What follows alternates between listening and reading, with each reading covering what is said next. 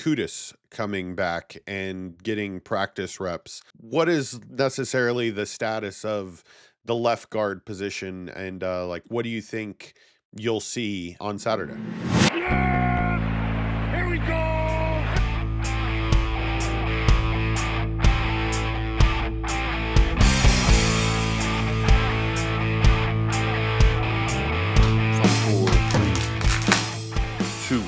One. Yeah. Welcome back to the Pin and Pool Podcast. Junior, how you doing today, dude? Doing good, G. Good seeing you, bud. Good talking to you on this fine Thursday afternoon or morning. And no, I'm doing good, dude. It's Mississippi State week. Big week for the Hogs. Have to get this one. It's a must win. I think the Hogs are ready, man. I think the Hogs should be ready. You guys definitely got a wake-up call this past Saturday versus LSU, so I guess we'll just get right into that because people were really stunned. All year long, you guys were playing close ball games, and then LSU comes to Fayetteville, and it really just didn't seem like you guys ever had a chance. There was a moment in the third quarter where it seemed like there was some hope, but then before you knew it, I don't know. It just felt like we wanted the game to be over with. What happened? Yeah, dude. I mean, I think it's really simple just to look at, the two turnovers that we had with the fumble from Dominion, which is, rare, and then the tip pass that was it was picked off at the 1 yard line. Like, those two things they're killers. And what makes them even more killers is that it was our first play of the drive on both of them. And so, it slowed our offense down. I feel like after that fumble, it was really hard for us to get a groove because the LSU offense was just, they were humming and they were holding on to the ball really long. And so it really made the offense cold. We had a really good first drive as our offense. And then, once we had that turnover, I think just things kind of slowed down. We got cold. We weren't just ourselves. And, it's been a huge emphasis this week on holding on to the ball, protecting the quarterback. And I think if we honestly just do those two things, we could beat anybody we ever play. That is what Pittman has said numerous times in his post-game press conferences.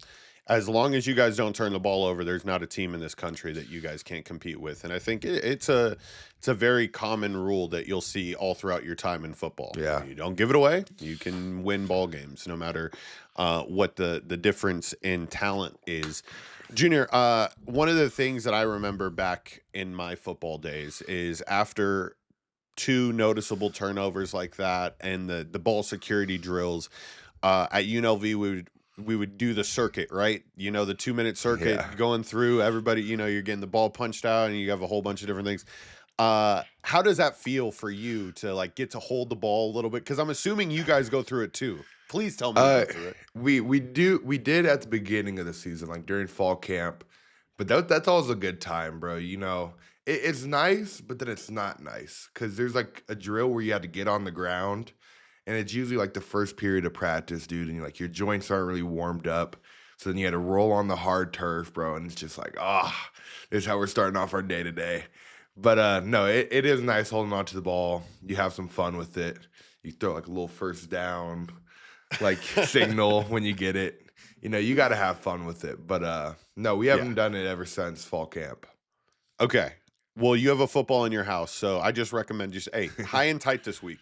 While it's in the house, because you just never know when the ball's going to end up in your hands. Lots of big men running highlights so far this season in the NFL and a little bit in college. Always stay ready. Always stay ready. Because you don't want to be the big man highlight where the dude comes up, pops it out. You don't want to be that guy. Just like, and then nobody even watches the highlight because it's like, he fumbled. So yeah, it won't happen. It won't happen. No. Of course not. LSU, they're a very good football team. They are. Garrett Nussmeier was making adjustments against the defense at the line of scrimmage, picking up blitzes better than any quarterback that you guys have seen so far. And it's a true testament to like what he is probably going to end up doing in the league. Uh, you guys are this week are going to be playing another freshman quarterback, or quarterback with a little less experience. Yeah. So that should benefit you guys well. Was there anything else though from that LSU game before we move on to Mississippi State that you wanted to get off your chest? No, man, they're a solid team, like you said. That quarterback's really good. I think they're one of the better teams in the SEC right now. I think it's kind of they're up there. They just whenever you have a good offensive line and a good defensive line, man, you could do a lot of things. And they had really good defensive ends, and so I think they're gonna make it pretty far throughout the rest of the season. As much as I hate to say it. Yeah, and we'll see. And both of two of your guys' losses now are to two teams that are at the very top of the SEC standings, Texas A&M and LSU. So Yeah. there are lots of big opportunities in the coming weeks for you guys. I think the next big milestone, and we shouldn't fool ourselves, is to obviously get bowl eligible. And you do that by getting a win this weekend. Starkville, Mississippi. You guys are staying an hour outside of Starkville in a town called like Tacupula or something like that. What are you most excited for about Mississippi State? Dude, to be honest with you, I don't know much about Mississippi as a state itself, but the team, uh, they're a solid team. They have a lot of different line games that we're going to be seeing when we play them. They're a hungry squad. They had a new coach. They play with a lot of effort. They play with high energy. Their sidelines are really engaged. And I think it's just going to be huge for us to go out there and, put it on them early. Just try to cut any type of fan noise, any type of momentum that they think that they might have, and just crush it early. Because, they've played a gauntlet the last 3 games. I think it was Texas, Georgia, and who was the other one? I'm missing one. Texas, Georgia. They played Texas another A&M. really good Texas A&M. There we go. Yeah. And so they played a gauntlet, and obviously they're looking at the Hogs. They're unranked. They just lost to LSU. Like they're biting at the chops. So if we could just cut their hope early and their will to win early, I think we should have a good time in Starkvegas. Starkvegas, is that really That's what the they call nickname? it. I Stark think Vegas? so. Shit, dude. Starkvegas. I'm assuming it's popping. Like, how do you get that? Is it I don't gambling? know. I do not Now know I have how to they. Google this. You Why got to look is that up. it called? Because I've heard that before, and I see it like all in their like little recruiting type things that they all ever post out. It's always like Stark Vegas, Stark Vegas. Maybe they gamble a lot over there. I'm not sure. Oh, they call it. This is great. It's called Stark Vegas because it was a casual insult from rival fans mocking the town for not being like Vegas. That's So you're talking about hilarious. Stark Vegas? That's great. Wow. So they are into the Cowbells out there. Yeah. Coach Pittman said something very interesting, and I'm actually going to play that part right now. You have to make sure that you practice it. You have to have the noise coming from the right areas. I remember my first year here, we had crowd noise coming from the side, and it doesn't come from the side in the game. It comes from about a 45-degree angle, as stadiums are. And so we changed where our noise was coming from. I thought it helped us tremendously. They hang them up. They're kind of by like the camera people who like film our practices, and they're loud and they're annoying, man. But it's a really good. It gets you really prepared. Like it's really accurate. We had the sound noise of the cowbells the first day we did it. I think it was a little bit too much. I think it was too much for the speakers, so we went back to the old crowd noise. But yeah, just having that, it makes a huge difference because it makes your offensive line talk more. Honestly, I kind of wish we did it every single week because it just forces you and your whole team to talk more and just be more mentally focused than if there's not any crowd noise. So no, it's really cool. It's really the way that they go about it. Dalton, our EQ guy, is really on it. He clicks the button at the right time. He makes it so we're in the huddle and we can barely hear shit. And then once the play's going, the crowd noise turns off. Get your corrections and then back on with the crowd noise. Wow. Yeah. The Cowbells definitely would crush speakers. They would blow out speakers, just like how your front speaker's blown out in your car. That's how it would sound. Yeah. No, I think it was getting to that point where they're like, all right, we need to chill out. This could be really bad. Yeah, dude. It's not a good sound because it hurts the ears after a while. Oh, dude, it's piercing. It's piercing. And I'm not looking forward to it Saturday, to be honest with you. Yeah. But I think, and I'm assuming you did this on purpose, you blew out the speakers in your own car to get your ears ready for rough situations. Is that the case? Yeah. That's exactly the case. You hit it spot on, G. Yeah. I figured. I was like, Junior's always thinking he's preparing. He makes his Steps house ahead. sick. You actually have the coldest house in Arkansas, so you're getting ready for any snow games later on in the year. Dude, I don't know how you guys live in a house that's like 75 degrees, bro. That's miserable. It's not 75. It's It felt like 72. 75. It felt like 75. Junior, you have a very, very, very good air conditioning system that does not need to be on like all the time. Like fans. Yeah. There's something about coming home though, dude, and your house is just cold and you just lay down and you just put on a blanket and it's just like, this feels good. But then on the flip side, you come home and it's hot and you're just like, Yeah, and then your like job this. is to cool that. No, I definitely don't like going home and feeling hot, but I also don't like feeling like I need a blanket, which is what you need to do in your house. That's a great feeling, Lynn. It's a great feeling. All right. Whatever. Well, let us know down below. What temperature do you keep your house at? That'll be the question of the day. The pin question that I put. I like that. There we go.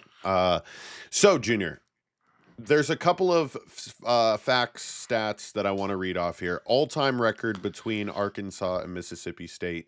Arkansas leads the series 18-15-1. In Fayetteville, it's tied 4-4. In Starkville, it's tied 8-8. So this game has also been played in Little Rock and in Memphis. But I found it very interesting that in both Fayetteville and in Starkvegas, the series is tied. So really, this game is the series breaker. You know, who really has been leading this series ever since they stopped playing it in Little Rock and in Memphis. Do you find that to be like a little extra piece of motivation? You're going to store that away in the back of your mind? Why not? Why not? It gives you a little bit something extra to look forward to. I mean, we could go 9-8 there. I think we're gonna make it 9-8 there. That's what we're gonna do, and so we're gonna have the all-time lead in the series in Starkvegas. But then next year we're gonna have to do it in Fayetteville and get ahead there too. So a little extra motivation. Appreciate that, G. Yeah, thanks to Hogbeat Sports for the ArkansasRivals.com. I don't know why it says Hogbeat up there. I'm assuming they're all underneath one. Yeah. So I didn't have to use ChatGPT and make myself look like an idiot again. So Junior, like I was telling you, Mississippi State's quarterback Michael Van Buren Jr. is playing all right. He got thrusted in as of recent, but in the month of October, he led the SEC in touchdown passes with 6. Carson Beck and Diego Pavia had 5. So he has been slinging that thing. 6 touchdown passes would also equate to the amount of touchdown passes Taylon's had this year. So Taylon should keep that also in the back of his head. And you boys should do your job up front protecting him. Let's pump those numbers up. Hell yeah. And I think it's tough too, bro, because it's like we'll get down in the red zone and we just run the ball. We get the ball to JJ and it's just like, it's money, bro. It's money. So, I feel like Taylon can have a lot more touchdown passes, but a lot of it is we get stuck on that 3-yard line and it's like, all right, let's just run this damn ball in. Mhm. Just put it behind the big boys. There's way more things that could go wrong with a pass play on the 3-yard line than running the football. And Go just watch look the at the Super Bowl. Seahawks. There we go. Yeah, I was about to say it is the greatest example to give about that situation. So I'm glad that you had brought that up. There's one thing that kind of ties into why you think your run game might have a really big day. Their safety, Isaac Smith, is tied for the SEC lead in total tackles with 68th, with 68 tackles, which ranks him 10th in the FBS. If your safety is leading your team in tackles, what does that mean, Junior? I think there's a lot of big runs opportunities. Yeah, A lot of yeah, big run and- opportunities. I didn't Yeah, want to yeah, you kind of threw me up for a lob there. I know I threw you up for a lob, but I mean, it's okay because you could also be thinking they get the ball thrown all over them and that Right. safety's there making tackles. Whenever I see that, I'm like, oh my God, these linebackers are trash and the safety's the first person making contact every time. So They have solid linebackers. I just think sometimes in their because they twist a lot, like I said earlier on, they kind of take themselves out of gaps, and it just kind of messes up everything. Makes it really hard for these linebackers to play, dude. When it feels like almost every single play they're twisting on the defensive line. and they're running an odd front where you're gonna be running 3 down, 4 down. A little bit of both. You get a little bit of odd, a little bit of even. So, but they do bring a lot of pressure. So that's been fun game planning this week. What's the most unique pressure that you've seen drawn up this year, or that you've had run against you, where you're like, God damn, like this is new? Well, it was LSU, dude. They had 2 defensive ends. Oh yeah, and and the then- 4 stack. Yeah, the 4 stack, dude. And those are always funny because then you go out there and you're just like, what should we do, boys? And so we found out a really good game plan for it right after it happened the first time because they got our shit. Like, obviously, that's kind of just happens. But yeah, no, that was one of those ones where I was like, that looks pretty badass. Does it though? I mean, you're the last player in that line. He's not going to have an effect on the play, nor is he really supposed to. But it's like if you're rushing from 8 yards back, it's like we could see Yeah. you. Yeah. We could see you coming. But it creates for chaos. And you never know. Sometimes you get a free runner because it's like, all right, they're all stacked up. Who's going where? True. And then the 2 wide ends with it too was just it was a scary. unique, It was it scary. was a unique look. And they had never shown that up until then. No. And that's what teams are doing with us. It's smart. You got kind of an offensive line where, we're still trying to learn each other. We're still trying to get each other down. And, it's when you kind of have a veteran group, that kind of stuff, it just makes it's just dumb to run. But, we're kind of younger, still trying to get to know each other. So it's like, why not throw it at them? There was a big question brought up in the press conference this week about Kudus coming back and getting practice reps. What is necessarily the status of the left guard position, and what do you think you'll see on Saturday? Yeah, him and Blackstock are battling it out right now. Both really good players. I feel like Blackstock played a really good game Saturday. And then Kudus, man. He played really, really good last year. But he was playing right tackle, and I think it was really unnatural for him. And so him moving inside, he looks a lot more at home. I mean, for me, man, it's a blessing. I got 2 really good guards that could go in at any time. So it's like, if one goes down, God willing, it doesn't happen. We always got somebody else. So having 6 offensive linemen is always a blessing. And right now we're gonna have to wait and see who kind of gets a start. But both of them are playing really good. I have extreme confidence in both of them. I don't think there's really a drop off. It's more just so different kind of play styles, and it's gonna be good because we're gonna go out there and we're gonna be able to do tailored certain things to who's in at that left guard spot. That's good. I am glad that Kudus is coming back in some regards. We thought he definitely wasn't going to play this year at the beginning of the season. Yeah. The injury that he had was, it was one that takes a long time to recover. He went to the offensive lineman mastermind with you, correct? Correct. Yeah, he did. So we had a really good time. We bonded well there, man. He's been a really good bud of mine since I got here. So it's nice to just see him out there, bro. He's happy because when you're injured and you're in those dog days, you're kind of away from the team. It's tough, and so he's brought this bright new spirit. Obviously, he has healthy legs, he has a healthy body, so he's flying around out there at practice, and I'm just trying to keep up and be on his same level. So it's good. It's really good. Junior, is there anything else you want to add to this Mississippi State game preview? Man, I kind of hit on all of it. I'm excited really for Braylon Russell, man. He's getting his shot. He's starting. I think Coach Pittman said that in one of his conferences. So, he's going to be the guy this week. And I think this is going to be like one of those moments where like Arkansas fans are going to look back on 3 years from now and like, yeah, that was Braylon's first kind of, he already had like a blow up game a little bit in that Tennessee run. But like this is going to be that, oh yeah, this kid's the guy of the future. I love to hear that. I'm not sure if I said it on the podcast, but I saw Braylon's uncle at the studio that I record out of at the Win 3 weeks ago. He was one of the entourage for a dude that made a $1 million Chiefs bet. Jesus. So like he's like a professional sports bettor. This dude, it was the week that the Chiefs played the Falcons, and the guy who sells his picks and everything put $1 million down on the Chiefs. And he's just he's like one of the friends that gets to be lucky enough to be like those are the type of relationships you kind of want to keep tidied up. Because I'm sure he definitely got taken care of a little bit. But yeah, it was Braylon's. I'm not sure if it was uncle or cousin. It was one of the two. It's a small world, though. Super small world. Super small world.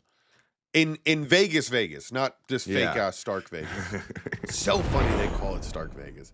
All right, Junior. We have a lot of interesting topics. I cannot wait to get into them with you.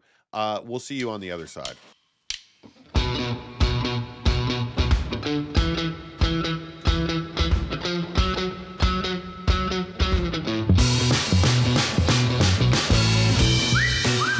All right, Junior, we got to give a quick shout out to Dr. Anthony. Buena Vida Chiropractic has been taking care of the family. And this past week, he took care of Dad. Check out this video. Big day for you. None of your social media shit. So you're gonna be fine. Pop you like a glow stick. Could you one day make it straight? Are you a miracle worker? Yeah, it's just blocked up. It's just tight. So, And that's why I always have to go to every freaking medical appointment. no big major medical conditions or anything. No. What medical condition don't we have? High blood pressure. Man. Yes.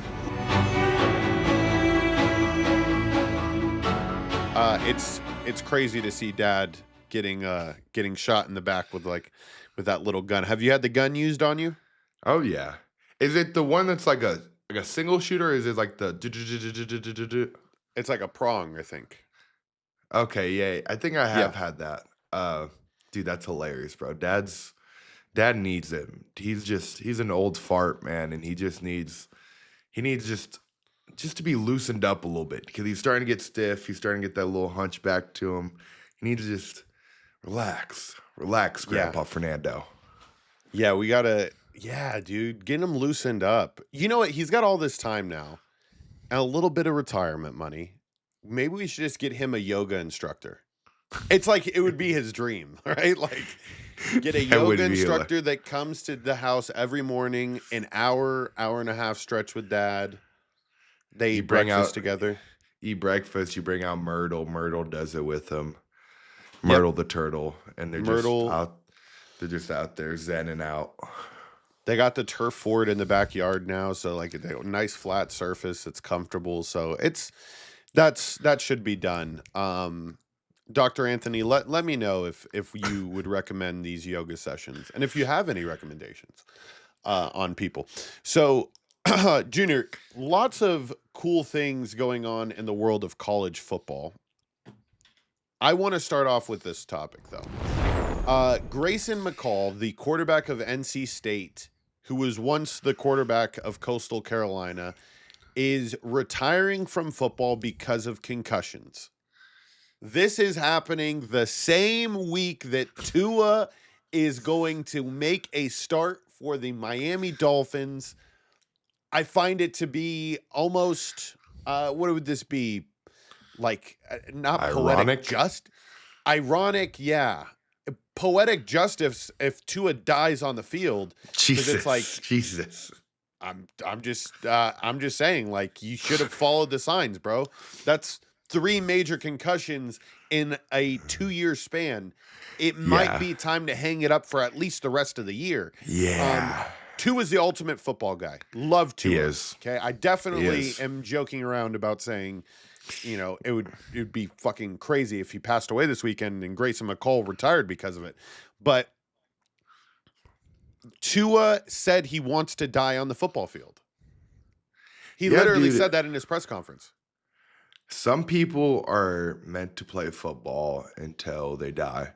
And he's one of them, dude. And it's going to be hard to tell him no. And for some other people, like Grayson McCall, he's totally fine with just hanging it up, getting the rest of his school paid for, probably still pocketing a lot of NIL money because he's at NC State, right?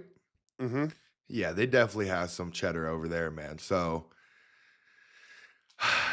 I think because you can't wear guardian caps in college, right?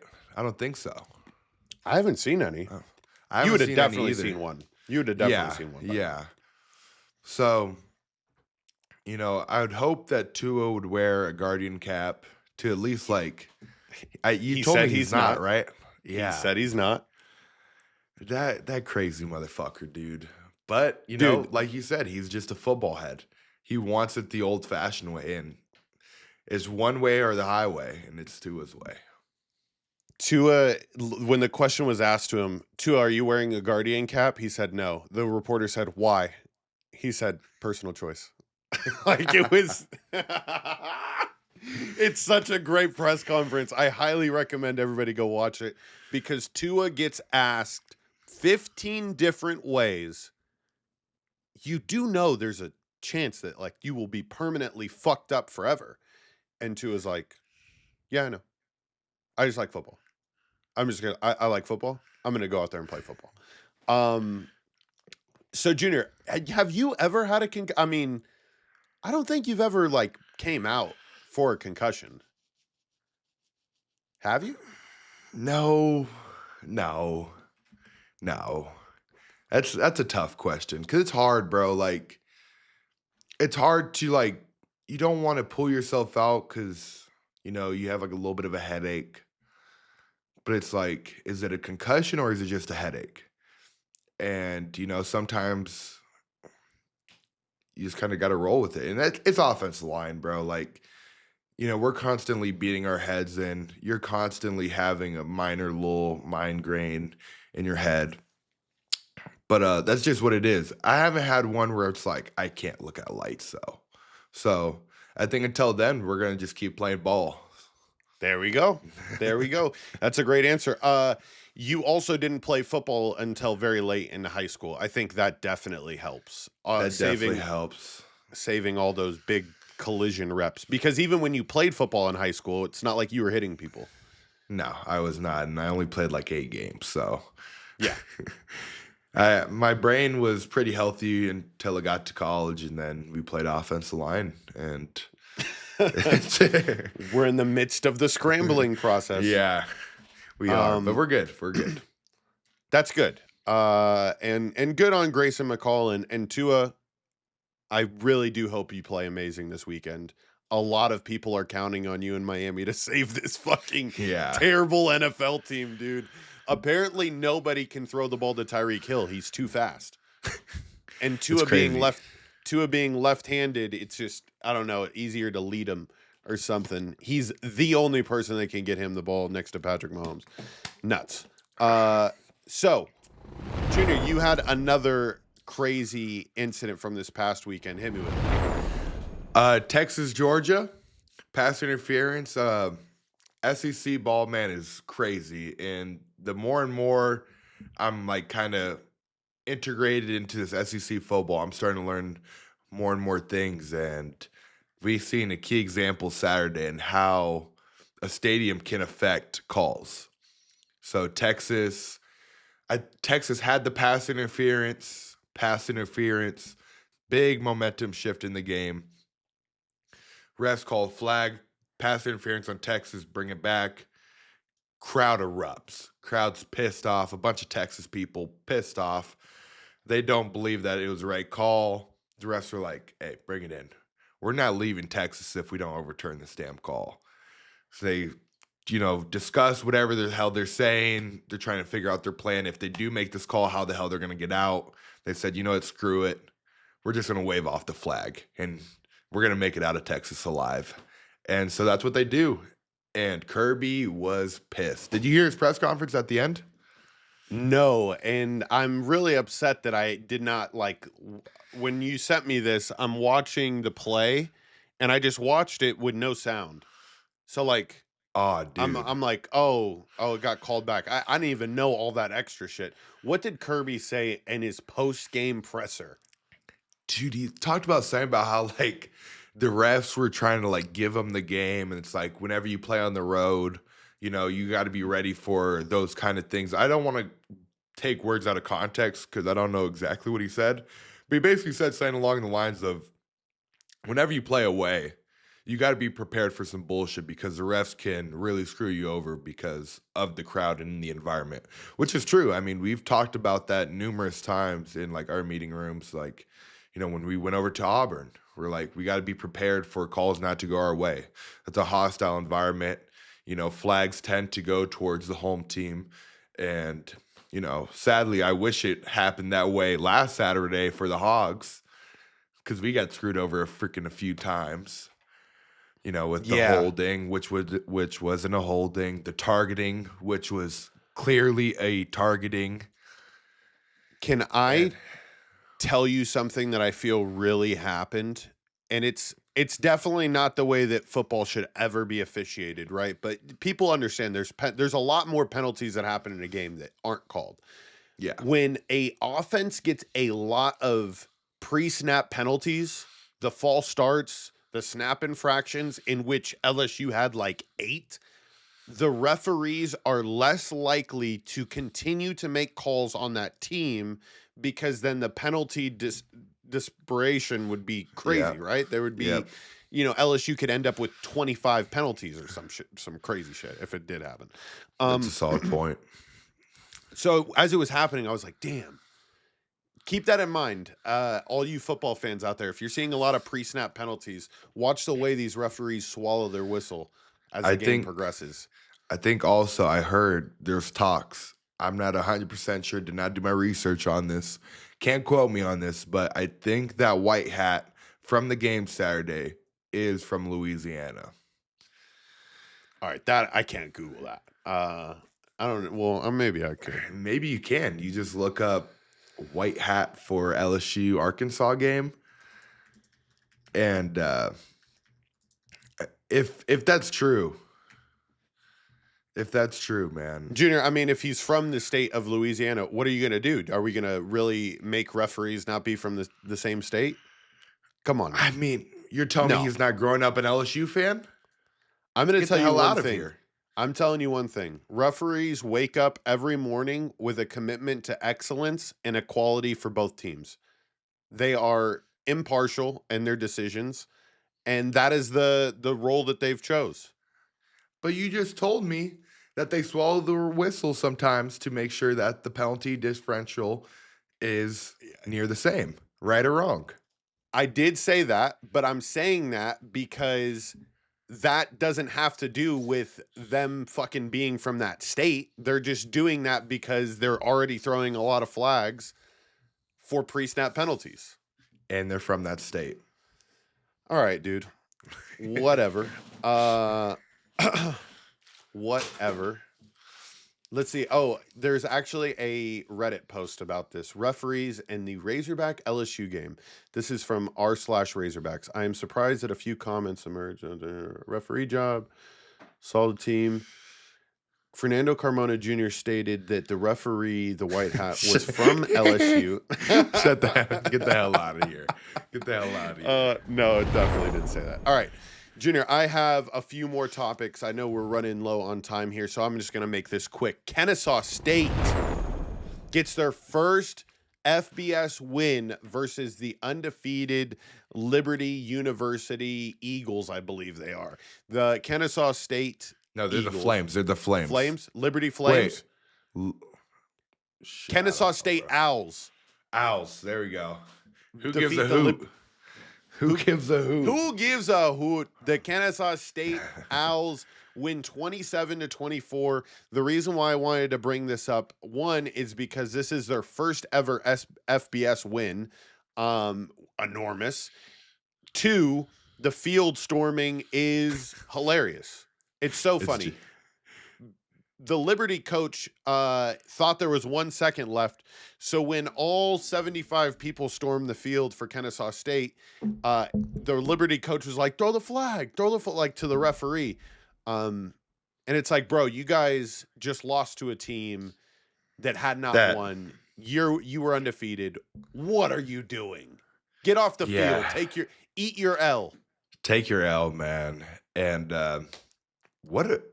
Kennesaw State is one of those teams where I'm like, they became an instant favorite once NCAA football came out because everybody was using them.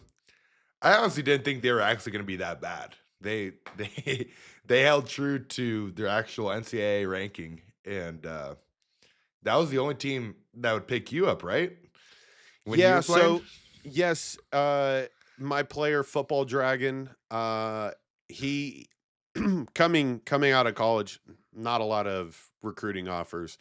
He was an underdog, some could say. And he had very few options. He could either, sit behind some of the greats, or he can go make an instant impact at Kennesaw State. And he worked his way up there, and I actually was able to see Football Dragon get Kennesaw State its first FBS win in the video game from a Hail Mary pass. It was electric, dude. So Kennesaw State, my alum. I'd love to see it. I love to see it. My alum. Yeah, no, that's hilarious, bro. Because I played. What is it? Road to Glory, right? It's Road to Glory. Yes. And Larry, that's the only team that will let you start. Like it's so fucked. It's like, dude, I don't want to play for this team. But like, it's like, do I want to play the actual game, or do I just want to play a season where I'm just backing up a quarterback, hoping he gets hurt? So I am also a former Owl as well. Dude, big. So this is a big topic for us. It's huge for us, man. Junior, you have two other things to bring up from this week. Do you want to bring up the San Jose State one, and then I can take the last one? Yeah. All right, hit me with it. San Jose State Spartans, the boys right here, got the big play belt right there. They're playing Fresno. They're playing for a big trophy, playing for the Valley Trophy. Really big game when I was there. We don't like Fresno at all. Last time we played them, worked them, ran for 300 on their head, and I'm just excited, man. The boys are playing really good ball right now. Walker Egan has been starting, who is a former roommate of mine, which just makes me super happy, dude. Super happy from he's balling out, and I'm excited to watch the game because I'm gonna play. You best believe I'm gonna have a really good game Saturday at Starkvegas, and I am glued into the TV watching the Spartans kick some Fresno State Bulldog ass. And yeah, dude, the Mount West has been playing on TNT Sports. Really good little network, bro. They do it right. They do it right over there at TNT. Yes, I've been watching some of the post-game press conferences where they have it just like how it is on TNT after the basketball games, where they have the Yeah. guys in the studio, and then they put the mic on the players on the field. And Nick Nash had a couple of few cool dance moves that I saw. I see the sad thing is I don't think you'd ever get to make. Imagine Jaime on one of those. Wow, dude. Well, what I would think would happen if I was still at San Jose, we would definitely video bomb, or what is that called? Oh yeah, yeah, Like, yeah. we Video would bomb? we would video bomb, we would press conference bomb Nick Yeah. Nash, and dude, I miss it a little bit. I see those clips. I sometimes look at it, I'm like, dude, I miss San Jose, but I also don't miss playing in front of 10,000 people. So You know, said it's a- 10,000 people? is that a lot, or is Junior, if you thought 10,000 people were at those San Jose State games, you're fucking crazy. Maybe. No. Yeah, no, there was. It was like 5,000, maybe. It was quiet in there. It was very quiet. It was silent, Junior. We could sit wherever we wanted. This You could past sit week, wherever we had you to walk want. all the way up to the 500 levels. You brought in our damn dog, bro. We brought in fucking Brood. He had a It was jersey jokes, on, bro. He had a jersey on. The on. security guard doesn't know football. He was like, that's the right tackle. He said, I think he might be playing. Let's get him in here. Let's get him into the stadium. He should be in the locker room by now. He leads him to the locker room. That's crazy. San Jose State was, yeah. It's You a gotta put in D1 that clip, too. franchise that is like kind of, it allows you to have like the reins of like what high school football It's is. jokes, bro. It's jokes. It has a little bit of high school football, a little bit of like, what is that? Southbound and down. Like it just doesn't feel real, bro. It doesn't feel real over there. This last topic also doesn't feel real, Junior. A high school football team in Pittsburgh, Pennsylvania, Westinghouse High School, won a playoff football game this week with 11 players on the team. The week previous, a whole bunch of players had gotten suspended for something that had occurred in the game. I believe it was a fight in the game. So that left Westinghouse with only 11 players. These 11 players had to play offense, defense, and special teams. They won the game 68-0. Unheard of. When I told you this, Junior, your instant reaction is, I mean, how bad is the other team? I mean, that's my first reaction, but also very impressive. I mean, you got to think 11 people, you're gassed. You have to be. I mean, they're in high school, though. Those kids are just young, full of energy, and just ready to go out there. And I'm sure it was actually a lot of fun. Because I'm sure kids were just, I mean, because the linemen must have been just playing defense tackle, defensive end. And then I wonder who they decided. I mean, it had to be the lineman that got to like sit out on defense. Because you said there was 10 on defense, right? so yes, there would be plays throughout the game where they would put one player on the bench to rest him, give him a water break for maybe a play or two, and then send him back out there. So they would run plays on defense with 10 guys, and this team still didn't score a fucking point. How is that possible? I mean, Wow. the other team has to be really bad. Horrible game playing. You got to attack where there's no numbers, where the guy's missing, right? Like, it has to be that simple where you just look on the field, you're like, all right, they're missing a nose tackle. Let's run it through that gap. Yep. But I guess it wasn't that easy. Junior, it wasn't that easy. You'd be surprised at who, like, I don't know.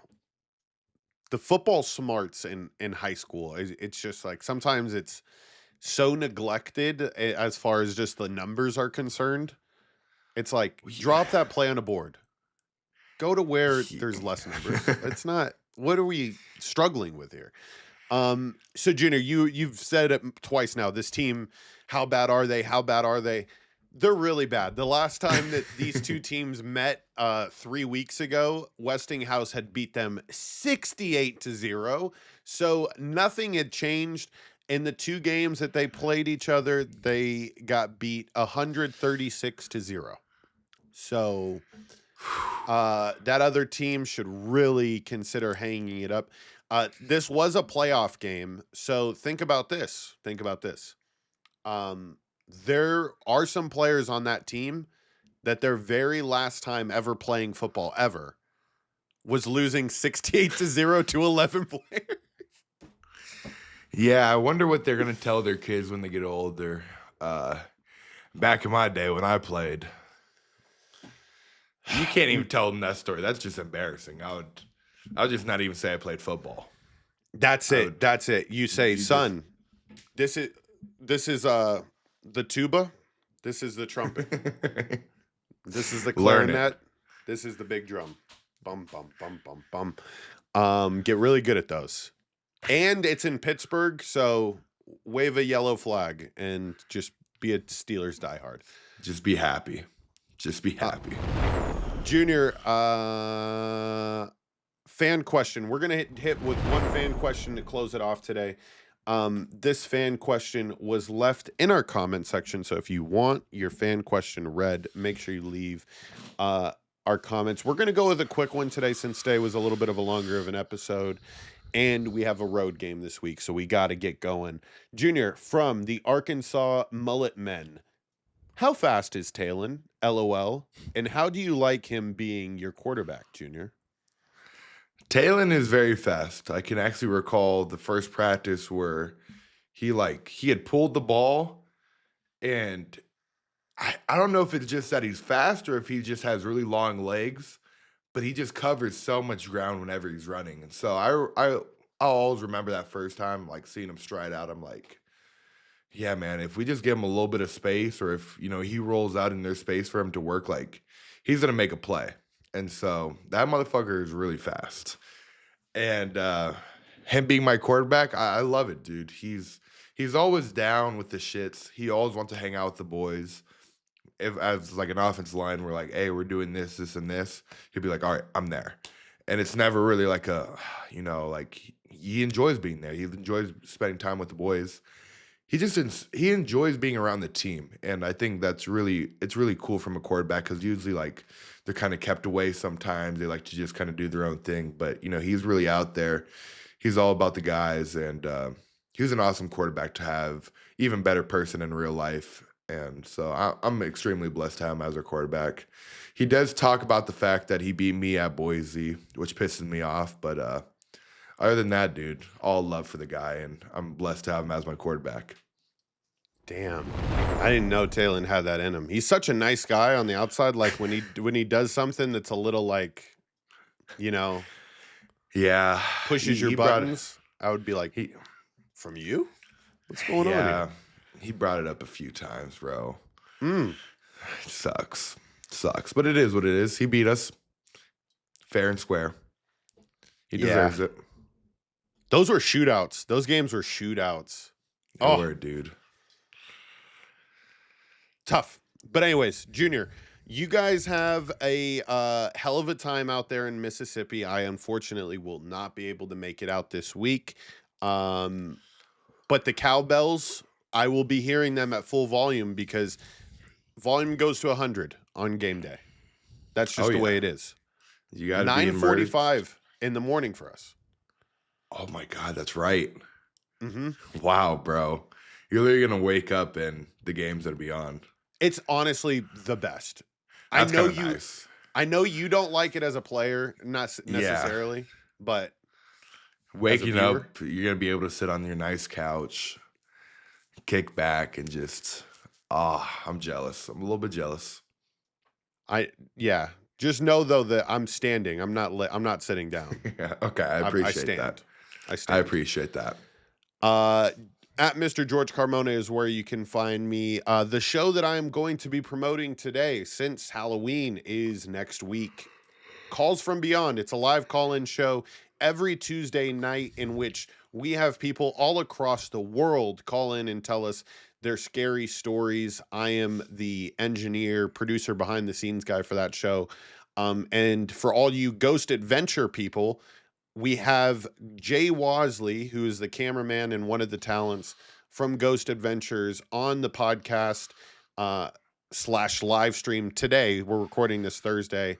This might be out this afternoon, if not early tomorrow morning. Check out that episode. Calls from Beyond. Look it up. Calls from Beyond. Calls from Beyond. Calls from Beyond. Junior, what about you? You could find me on Instagram, Twitter, Carmona, JR, 2 R's at the end.